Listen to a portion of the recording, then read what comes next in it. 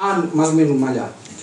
Στις 19 Αυγούστου, 15 Αύγουστος, οι μισοί επαγγελματίες, αν όχι το 90% αυτού του τόπου, τρέχουν για να εξυπηρετήσουν σε εισαγωγικά τους τουρίστες που έχει το νησί. Γιατί έχουμε πει ότι ο τουρισμός είναι το κύριο επάγγελμα αυτού του τόπου. Και η περιφέρεια λέει ότι ναι, δεν πρέπει να υπάρξει σύγκρουση τουρισμού με άλλες χρήσεις. Στις 19 Αυγούστου λοιπόν βγάζει απόφαση το Δημοτικό Συμβούλιο, αυτή που σας έδειξα, για τη θετική γνωμάτευση του Δήμου. Στις 5 Δεκάτου, ενώ αποφασίσαμε εμείς ότι ναι, αυτό θέλουμε, στις 5 Δεκάτου κάνει πρόσκληση η περιφέρεια, δηλαδή εμείς αποφασίσαμε πιο μπροστά, ενώ η περιφέρεια ανοίγει τη διαβούλευση στις 5 Δεκάτου και ζητάει από τους δημάρχους Α και Β τοπικής αυτοδιοίκησης να παραβρεθούν στην Κομοτηνή για να συζητήσουν με τους μελετητές τη διαβούλευση.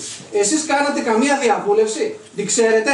Εγώ πάντως δεν ξέρω τίποτα. Ο Δήμαρχος Φάσου παρέστη. Ναι, είναι μέσα στα πρακτικά. Στις 6 Δεκάτου ζητάει η περιφέρεια, 2 μέρες δηλαδή, να καταθέσουν προτάσεις οι φορείς. Εγώ μέχρι σήμερα πάντως δεν είδα καμία πρόταση, εκτός από την εισήγηση και την απόφαση του Δημοτικού Συμβουλίου, δεν είδα καμία εισήγηση στην περιφέρεια που να λέει ότι εμείς δεν θέλουμε να υπάρχει σύγκρουση λατομικής δραστηριότητας με τουριστική δραστηριότητα. Δεν θέλουμε να μαλώνουμε μέσα σε αυτό το νησί, αφού μπορούμε να συνυπάρχουμε όλοι με κανόνες και με τάξη. Γι' αυτό είναι καλό το χωροταξικό. Απλά πήγανε πολύ γρήγορα, βγάλανε μια απόφαση, τη στείλαν στην περιφέρεια και όταν πήγαμε εμείς οι 5 πολίτες επάνω, μας κοιτούσαν, λέει, γιατί ήρθατε εσείς ρε παιδιά, αφού έχει γίνει διαβούλευση. Εσείς ξέρετε για καμία διαβούλευση? Εγώ πάντως δεν ξέρω μέχρι σήμερα. Εκτός από αυτά που βγαίνουν και λένε ότι εμείς ξεκινάμε να κάνουμε διαβούλευση. Σε αποφάσεις που ήδη έχουν πάρθει δεν γίνεται διαβούλευση. Άρα υπάρχει νομικό ζήτημα τώρα, κύριε Βουλευτά. Εδώ τα πράγματα αρχίζουν και πολύ μπερδεμένα. Ευχαριστώ πολύ. Εγώ μια ερώτηση θέλω να κάνω στην πολιτική που έχετε ασχοληθεί πιο εκτεταμένα. Ανεπίσημα ή επίσημα, δεν ξέρω αν έχετε κάποια ενημέρωση. Το ενδιαφέρον για την καινούργια λατομική ζώνη υπάρχει από τους υφιστάμενους λατόμους που δουλεύουν τώρα, δηλαδή δεν τους θέλουν αυτά που έχουν και θέλουν να πάνε παραπάνω, ή περιμένουμε κάτι άλλο, κάτι μεγάλο απ' έξω στις σκουριές, κάποια πολιτική ενδεχομένως που θα έρθει και θα ρημάξει τον τόπο. Για να ξέρουμε αν θα έχουμε και τους λατόμους μαζί μας ή αν θα απολυστούν, δεν ξέρω πώς θα γίνει το τέτοιο. Αν περιμένουμε κάτι μεγάλο, θα πρέπει και η αντίδραση να είναι αντίστοιχη. Δεν νομίζω να... Ας απαντήσει ο... Γεια σας. Να ευχηθώ καλή χρονιά καταρχήν. Είμαι στον χώρο της εξόρυξης και αντιπρόεδρος στο Σύνδεσμο Επιχειρήσεων Μαρμάρου. Δίνω κατευθείαν απάντηση στον προηγούμενο κύριο. Ο Σύνδεσμος Επιχειρήσεων δεν έχει καμιά γνώση για το Γενικό Πολεοδομικό Σχέδιο. Δεν το γνωρίζει και αυτό που έκανε πολύ πρόσφατα είναι να ζητήσει από το Δήμο τις συντεταγμένες αυτό του λατομικού χώρου. Έχουμε πλήρη άγνοια. Θα έλεγα ότι ούτε εξυπηρετεί με την καλή ή κακή έννοια τα συμφέροντά μας, να το πω έτσι. Θα συμφωνήσω και με τον προηγούμενο ομιλητή. Δεν θέλουμε να καλλιεργήσουμε αντιπαραθέσεις ανάμεσα σε δραστηριότητες. Εμείς το νησί στην πράξη, εγώ από την Παναγία είμαι, γυμνάσιο πήγα εδώ στο Καλογερικό, στο δίπλα, στο Γυπτιακά. Τρέχαμε πάνω, είχαμε αυτή την εμπειρία να κάνουμε γυμναστική πάνω στην αρχαία αγορά και πάνω στο αρχαίο θέατρο και έχουμε συναισθηματικούς δεσμούς. Όσοι συνομήλικοι το θυμούνται. Αγαπάμε το νησί και το έχουμε δείξει στην πράξη. Οι λατομικές επιχειρήσεις βεβαίως κάνουν μια επέμβαση, βεβαίως γίνεται καταστροφή.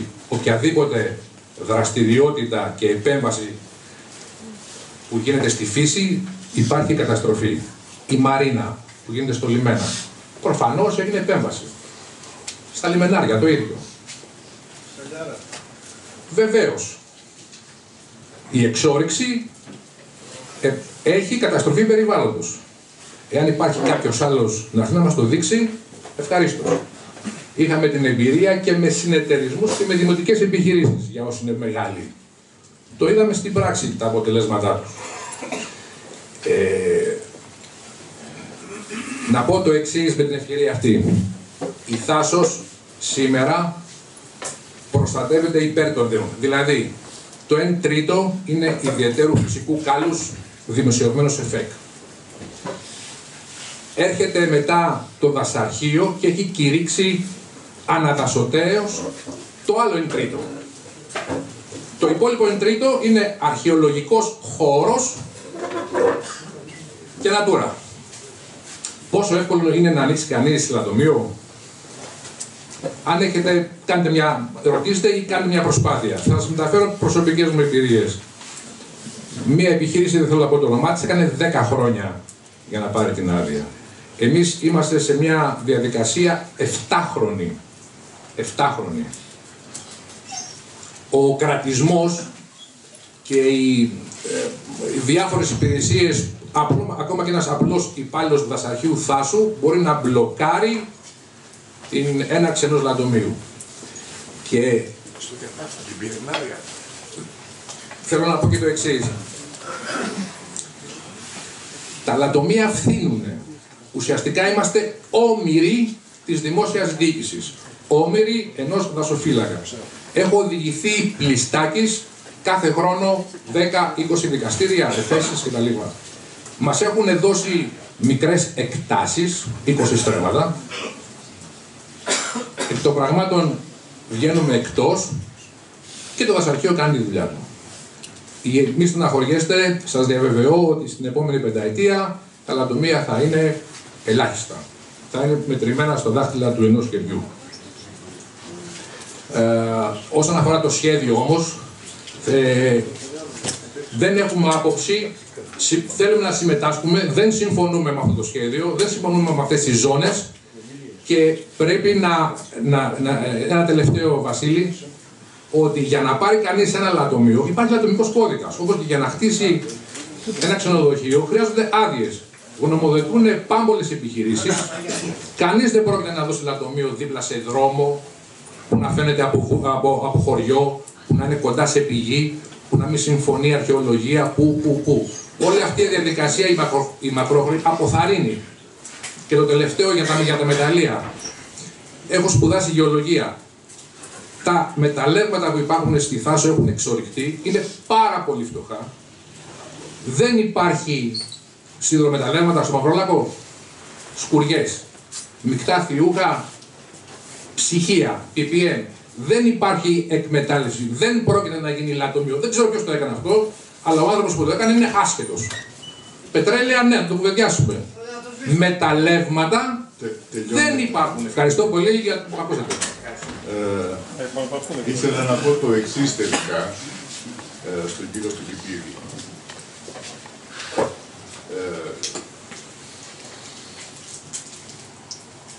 Ακούσαμε ένα κομμάτι που είχε σχέση με κάποιες ανθρωπιστικές ιδιότητες, ότι οι λατόμοι υποφέρουν, κάνουν ράνο κλπ.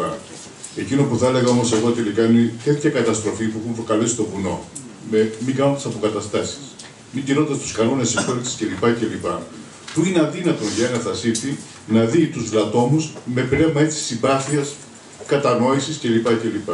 Θα μπορούσε να γίνει εάν υπήρχε άλλη ιστορία στην υπόθεση αυτή. Η ιστορία όμως τελικά είναι τέτοια που είναι σε βάρος των λατόμων. Δεν μπορεί κανείς να τους δει με μάτι συμπάθειας. Ο κ. Φιλιππίδης τα ακούει. Τα έχουμε ξανακουβεντιάσει κατηδίαν. Έτσι είναι. Έτσι είναι. Ο επόμενος που θέλει να κουβεντιάσει.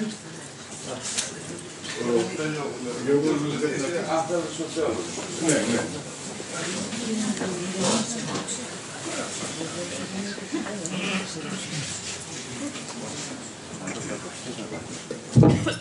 Χρόνια πολλά σε όλους. Να έχουμε μια χρονιά λιγότερα εμπόδια από τις προηγούμενες. Το χωροταξικό που σήμερα κουβεντιάζουμε δεν είναι ένα οποιοδήποτε χωροταξικό από οποιαδήποτε άλλη πόλη της Ελλάδας ή άλλη περιοχή της Ελλάδας. Εδώ έχουμε εξετάσιο κάποιες δραστηριότητες οικονομικές, παραγωγικές. Είχαμε την τύχη να βρούμε τον κύριο Κωνσταντίνη την πρότασή του, την άποψή του για τις εκμεταλλεύσεις του νησιού και νομίζω ότι από εκεί, από το ότι δηλαδή υπάρχουν αυτές οι διαφορετικές δραστηριότητες οικονομικές, ξεκινάει και αυτή η δυσκολία για το συγκεκριμένο χωροταξικό. Δεν είναι τυχαίο ότι μέχρι τώρα προσπάθησαν ακόμα 2 φορές να κάνουμε ένα χωροταξικό και τελικά δεν είχαμε αποτέλεσμα. Ας ελπίσουμε ότι αυτή τη φορά θα υπάρχει αποτέλεσμα, γιατί χωροταξικό πρέπει να γίνει. Τι συμβαίνει τώρα με τις δραστηριότητες, τις παραγωγικές. Έχουμε από μια μεριά την ελαιοπαραγωγή, τους περισσοπαραγωγούς, αλληλεία, κτηνοτροφία και ιδιαίτερα τον τουρισμό που τελευταία χρόνια έχει μεγάλη πρόοδο, που αυτές οι δραστηριότητες μεταξύ τους είναι αλληλοσυμπληρούμενες. Δεν βάζει εμπόδια η μια δραστηριότητα στην άλλη. Η μελισσοπαραγωγή δεν μπορεί να πούμε ότι εμποδίζουν τον τουρισμό, ούτε ο τουρισμό στην ελαιοπαραγωγή. Είναι δραστηριότητες αλληλοσυμπληρούμενες. Αυτό που είναι και που λέμε αειφόρο ανάπτυξη, που λέμε βιώσιμη ανάπτυξη. Απ' την άλλη μεριά όμως έχουμε τα μάνταρα, τα ατομία, που όπως έχει δείξει μέχρι τώρα διαδρομή τους, όπου πατήσουν αφήνουν πίσω τους μεγάλες ζημιές, καταστροφή. Εκεί είναι το πρόβλημα. Δεν υπάρχει αποκατάσταση. Αυτό είναι το πρόβλημα το μεγάλο που δυσκολεύει να κάνουμε ένα προταξικό στο νησί για να ξέρουμε τα επόμενα χρόνια ποια είναι τα πλεονεκτήματα μας, πού θα πάμε. Θα αναπτύξουμε αυτό το ένα το άλλο. Το θέμα δηλαδή, έφυγε ο κ. Χριστίδης, είναι ότι υπάρχει μια διαδρομή από την ατομική δραστηριότητα που μας κάνει πολύ επιφυλακτικούς. Αν είχαμε μια διαφορετική συμπεριφορά μέχρι τώρα, θα μπορούσαμε να δούμε και αυτή τη δραστηριότητα. Τώρα όμως, μετά από αυτά που έχουμε ζήσει, νομίζω ότι όλο το νησί, η πλειοψηφία, εγώ τουλάχιστον που και να κουβεντιάσω, την εικόνα έχω. Να μας πείτε όμως, συγγνώμη λίγο, και ότι κάνουμε κάτι καλό, ότι τρέχουμε στις φωτιές, βάζουμε τα μηχανήματά μας, το προσωπικό μας. Ναι, είστε εντάξει, κάνουμε ζημιά, αλλά αυτή είναι μεγάλη κουβέντα. Όχι, εγώ θέλω να καταλάβετε γιατί υπάρχει αυτή η αντίθεση. Γιατί έχουν γίνει μεγάλες ζημιές στον Ορεινόγκο και φοβόμαστε ότι αν συνεχίσει αυτή η δραστηριότητα θα απειληθεί το νησί να χάσουμε και το νερό μας και να μετατραπεί το νησί σε ένα κανονικό τόπο. Αυτή λοιπόν είναι η μεγάλη διαμάχη που υπάρχει σήμερα στο νησί απάνω, αλλά βλέπω ότι η μεγάλη πλειοψηφία των κατοίκων θέλει ένα χωροταξικό το οποίο να αναλυθεί αυτές τις δραστηριότητες που ήδη υπάρχουν στο νησί, δηλαδή να συνεχίσει και η ελαιοπαραγωγή και τα μπελίσια και ο τουρισμός ιδιαίτερα, όπου τελευταία χρόνια έχουμε μεγάλη πρόοδο, και να έχουμε ένα χωροταξικό το οποίο θα είναι οδηγός για μια αειφόρο ανάπτυξη, μια βιώσιμη ανάπτυξη στο νησί. Θα ήθελα τελειώνοντας να ζητήσω από το Προεδρείο να υπάρξει ένα ψήφισμα όπου κατηγορηματικά θα λέμε αυτή την άποψη, ότι δηλαδή που την εισηγούνται και η πολιτική μηχανική και η σημερινή εδώ πέρα από το Προεδρείο, ότι δηλαδή τα λατομεία θα πρέπει να περιοριστούν στις ήδη υφιστάμενες επιχειρήσεις χωρίς καμιά άλλη επέκταση. Αυτό είναι νομίζω το κορυφαίο σημείο στο χωροταξικό που κουβεντιάζουμε. Ευχαριστώ.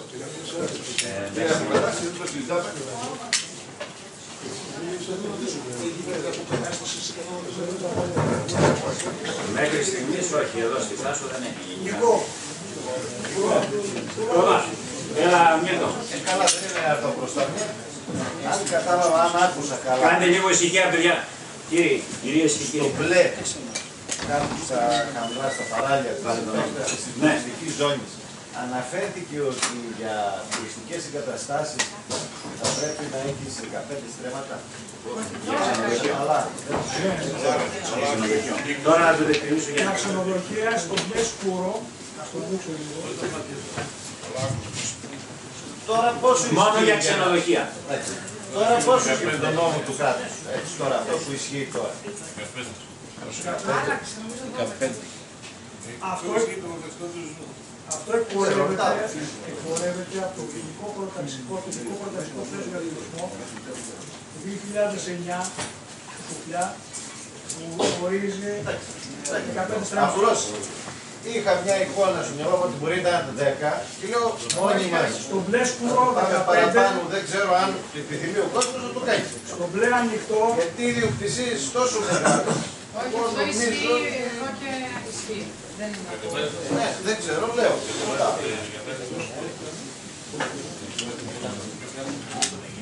Άλλος.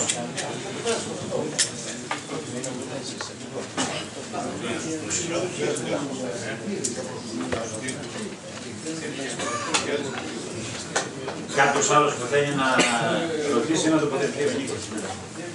Πολύ σύντομα για να απαντήσω και λίγο Σήκω πάνω ή άλλα στο μικρόφωνο, Νίκο. Να απαντήσω και λίγο στα ερωτήματα του Γιάννη, γιατί ο Γιάννης βάζει κάποια ερωτήματα, αλλά δεν ακούγομαι.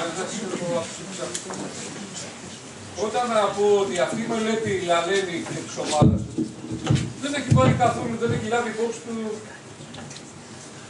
Δεν ξέρω αν υπήρχε μέσα υδρογεολόγος, τις πηγές.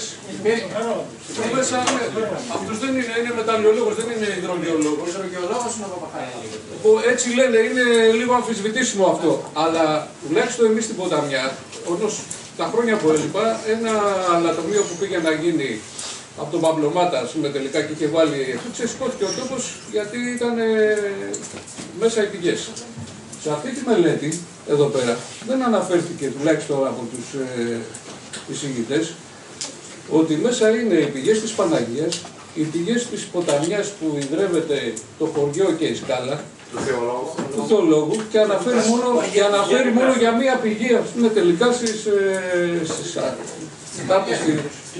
στις Μαριές, ναι, για μία πηγή. Δηλαδή, από όπου να το πιάσουμε αυτό εδώ πέρα τη λατομική ζώνη είναι...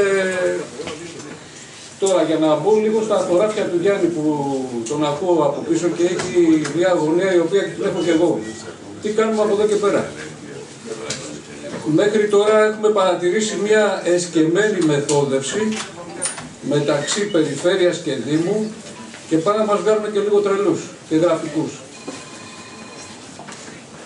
Όσο έχω παρακολουθήσει τα δημοτικά συμβούλια, χωρίς να είμαι ούτε δημοτικός σύμβουλος χωρίς τίποτα, κοιτάνε όλα αυτά τα θέματα να τα βάζουν στο τέλος της διαδικασίας, δηλαδή έχουν 15 θέματα.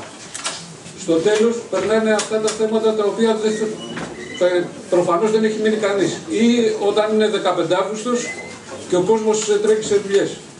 Άρα δηλαδή, το πρώτο είναι ότι μόνο με ψηφίσματα δεν κάνουμε τίποτα.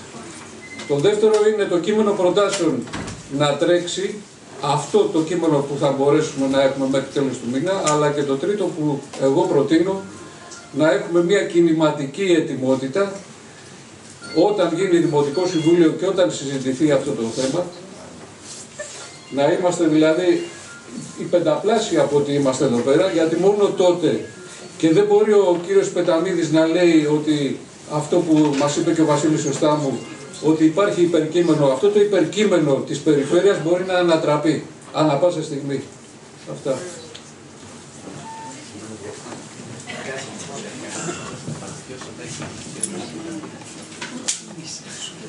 Κάποιος άλλος που θέλει να τοποθετηθεί επί της διαδικασίας, να πει πρόταση, ναι. Καλημέρα και χρόνια πολλά. Μου έκανε ιδιαίτερη εντύπωση η μελέτη του ΤΕ. Η πρόταση, η γνωμοδότηση του ΤΕ. Θα πρότεινα να υιοθετηθεί από την Επιτροπή η γνωμοδότηση αυτή του ΤΕ, διότι νομίζω ότι με εκφράζει κατά 90% ίσως και παραπάνω.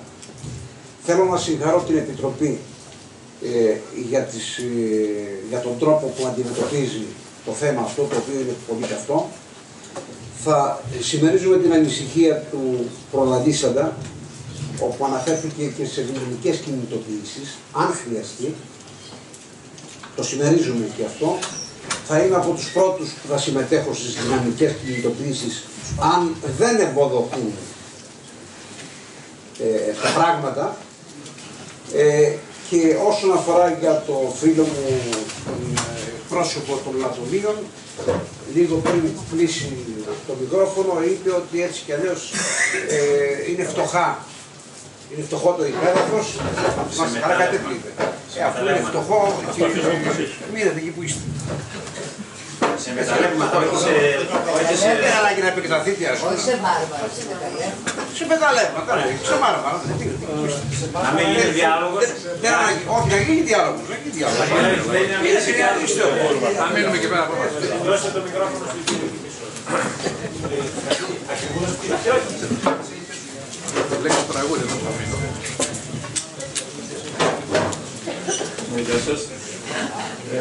Θέλω να τοποθετηθώ ως εκπρόσωπος των μελισσοκόμων της Τάσου και όχι μόνο της Τάσου και της Βόρειας Ελλάδας.